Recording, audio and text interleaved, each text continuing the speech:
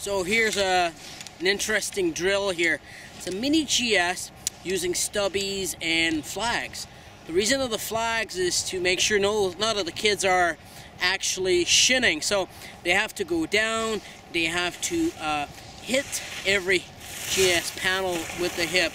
Also, as you can see, it's pretty rutty, so it's really hard physically. So we set 40 GS turns. There's a blue line to jump over to create this impulse and create a lot of physical activity. So obviously on the cognitive side, they have to look ahead.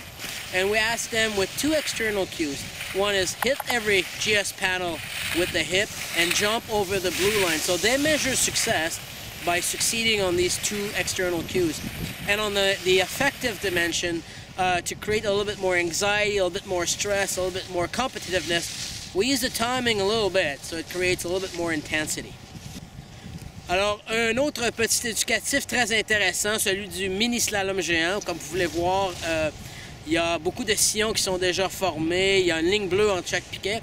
Nous avons utilisé aussi des mini piquets au lieu de longs piquets. De cette façon-là, on peut travailler de façon un peu plus précise dans les trois dimensions. Première dimension, dimension très physique, une quarantaine de piquets, il y a des bons sillons, c'est très physique aussi avec le saut. Au niveau cognitif, on a demandé aux jeunes de se concentrer à frapper chaque piquet avec le bassin. Alors, on mesure le succès de cette façon-là ou de sauter par-dessus la petite ligne bleue, une autre façon de mesurer le succès.